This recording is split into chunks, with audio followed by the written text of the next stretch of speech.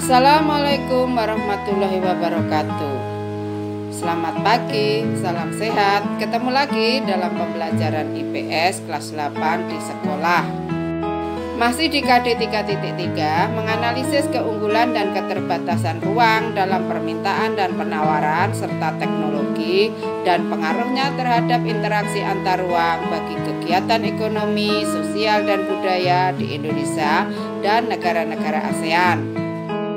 Tujuan pembelajaran kali ini, peserta didik dapat menganalisis perdagangan antar negara atau internasional dan pengaruhnya terhadap interaksi antar ruang bagi kehidupan ekonomi, sosial dan budaya di Indonesia dan negara-negara ASEAN.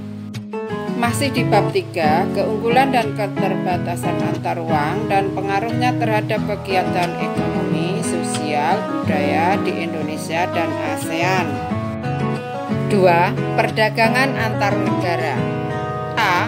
Pengertian dan ruang lingkup perdagangan antar negara atau internasional. Perdagangan antar negara atau sering disebut perdagangan internasional merupakan aktivitas perdagangan yang dilakukan oleh masyarakat suatu negara dengan masyarakat negara lain atas dasar kesepakatan bersama. Ruang lingkup perdagangan antar negara. 1. Perpindahan barang dan jasa dari suatu negara ke negara yang lain. 2. Perpindahan modal melalui investasi asing dari luar negeri ke dalam negeri. 3. Perpindahan tenaga kerja dari suatu negara ke negara lain. 4. Perpindahan teknologi dengan mendirikan pabrik-pabrik di negara lain. 5. Penyampaian informasi tentang kepastian adanya bahan baku dan pangsa pasar. B. Faktor pendorong perdagangan antar negara. 1. Untuk memenuhi kebutuhan barang dan jasa dalam negeri. 2. Keinginan memperoleh keuntungan dan meningkatkan pendapatan negara. 3. Adanya perbedaan kemampuan penguasaan ilmu pengetahuan dan teknologi dalam mengolah sumber daya ekonomi.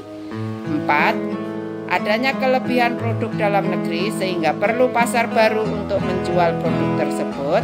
5. Adanya perbedaan keadaan seperti sumber daya alam, iklim, tenaga kerja, budaya, dan jumlah penduduk yang menyebabkan adanya perbedaan hasil produksi dan adanya keterbatasan produksi. 6. Keinginan membuka kerjasama, hubungan politik, dan dukungan dari negara lain. 7. Terjadinya era globalisasi sehingga tidak satu negara pun di dunia dapat hidup sendiri. B. Aktivitas atau kegiatan perdagangan antar negara atau internasional. 1. Ekspor. Ekspor merupakan kegiatan menjual barang atau produk ke luar negeri. Pelaku ekspor ini disebut eksportir. 2. Impor. Impor merupakan kegiatan membeli barang dari luar negeri. Pelaku yang melakukan impor disebut importir. Dari kegiatan ekspor, suatu negara memperoleh devisa. Negara yang memiliki banyak devisa berarti memiliki banyak cadangan mata uang asing. Devisa dapat berbentuk emas, perak, valuta asing, wesel asing, dan lain-lain. Jenis devisa. Devisa umum yaitu devisa yang diperoleh dari hasil ekspor, penjualan jasa, dan bunga modal. Devisa kredit yaitu devisa yang diperoleh dari hasil pinjaman kredit luar negeri. C. Kebijakan pemerintah untuk mendorong ekspor. 1. Memberi kemudahan kepada produsen barang ekspor. 2. Menjaga kestabilan nilai tukar rupiah. 3. Membuat perjanjian dagang internasional. 4. Meningkatkan promosi. 5. Memberikan subsidi dan premi atau hadiah dan insentif. D. Faktor pendorong ekspor. 1. Keadaan pasar luar negeri. 2. Keuletan eksportir untuk menangkap peluang pasar. 3. Kondisi sosial, ekonomi, politik suatu negara. E. Manfaat perdagangan antar negara.